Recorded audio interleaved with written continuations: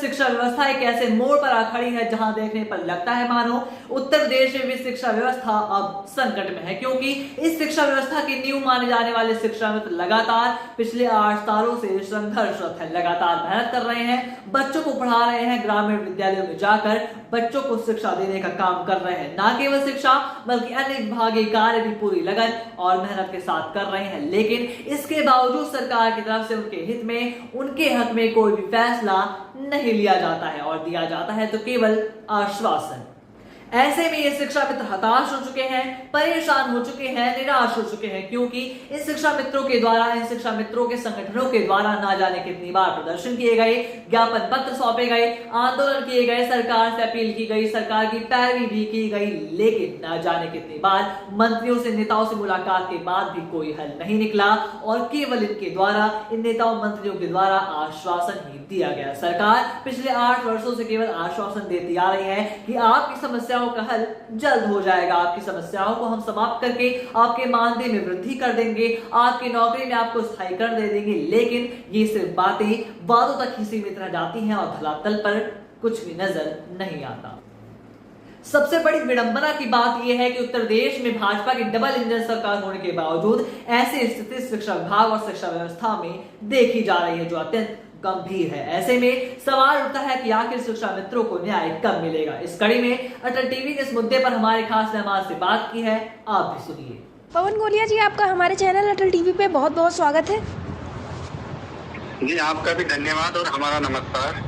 पवन गोलिया जी, जिस तरह से इस बीच में देखने को मिल रहा है कि लगातार सरकार की तरफ से आश्वासन दिए जा रहे हैं, इस वक्त पर जो माहौल है शिक्षा मित्रों के बीच में काफ़ी ज़्यादा नाजुक बना हुआ है, मौतों का आंकड़ा लगातार बढ़ता हुआ चला जा रहा है। जैसा कि आपके द्वारा कहा गया था कि आप लोग तमाम तरह के कार्यक्रम करने वाले, तो मैं आपसे जानना चाहूँगी इस वक्त पर क्या कुछ स्थितियाँ बनी हुई हैं? इस समय 2-4 उनकी आकस्मिक मौत हो रही है। यही बहुत ही दुर्घटना और चिंताजनक विषय है जी। और राज्य सरकार इस पर जरा सा भी संज्ञान नहीं ले रही है जी। लंबे समय तक उनको अनुनय विनय करते हुए हो गए जी।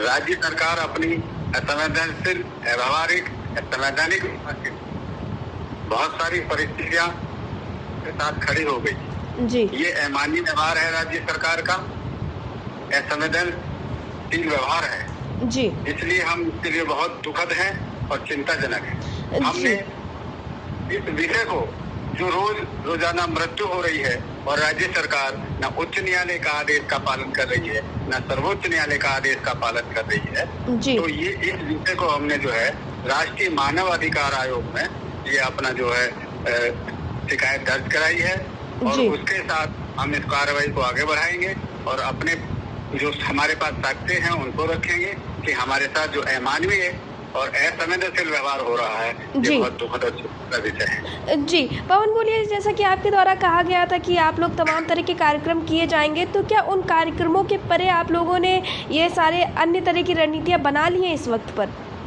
देखिए, जो हमने कार्यक्रम निर्धारित किए थे, हमारे कुछ साथियों ने राज्य सरकार के आश्वासन पर ये कहा था कि अभी तुम 1-2 दिन शांत हो जाओ, राज्य सरकार जल्द ही आपके जो समस्या का समाधान करने करेगी, तो आप थोड़ा शांत पड़ जाओ। हमने कुछ साथियों के द्वारा उनके व्यवहार देखते हुए, उनके विचार को देखते हुए, उनकी समझ को देखते हुए कुछ कार्यक्रम थोड़ा समय के लिए रद्द कर दिए थे।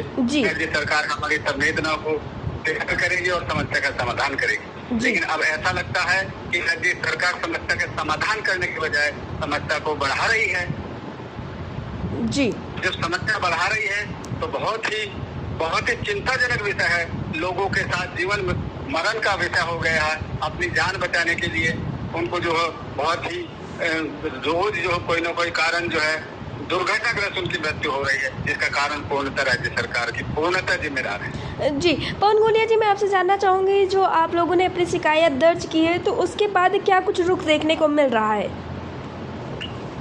हमारी शिकायत दर्ज हुई है, जैसे वहाँ से कोई हमको नोटिस इशू होगा कि हमको एविडेंस के लिए बुलाया जाएगा, फिर राज्य सरकार पे जो जवाब दाखिल करेगी राज्य सरकार कि भाई ये किन कारणों से हो रहा है, ये जो हमारे मानवीय अधिकार हैं उसका उल्लंघन है और जो हमारे फंडामेंटल राइट है जी, जी। पूर्ण जीवन जीने का उसका भी अधिकार है जी, तो उसका उल्लंघन राज्य सरकार कर रही है। ये बहुत ही दुखद और चिंता का विषय है कि ऐसी अमानवीयता के कारण जिसमें हजारों शिक्षा मित्रों की मौत हो गई और रोज कोई ना कोई कारण से जो है मृत्यु हो रही है, ये बहुत ही दुखद और चिंता का विषय है। मैं सारे प्रेस मीडिया के माध्यम से और सारी जो प्रेस मीडिया है, चाहे वो सोशल मीडिया हो चाहे न्यूज मीडिया हो, और तमाम जनप्रतिनिधि के माध्यम से हम लोगों को ये बताएंगे कि उत्तर प्रदेश का शिक्षा मित्रों के साथ बहुत ही दुखद और बहुत ही चिंतनीय संवेदनशील अमानवीय व्यवहार हो रहा है। उनके हक अधिकारों को दबाया जा रहा है और उनको लावारिस छोड़ा गया है। जी, पवन गोलिया जी, जैसे कि शिकायत दर्ज की जाती है तो एक अमूमन समय बताया जाता है कि लगभग इतने वक्त में कुछ समस्याओं का हल या कोई बात होती हुई नजर आएगी, तो क्या कोई समय सीमा दी गई है आप लोगों को?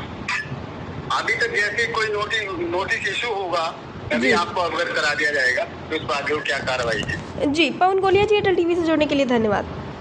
जी धन्यवाद आपका और हमारा नमस्कार।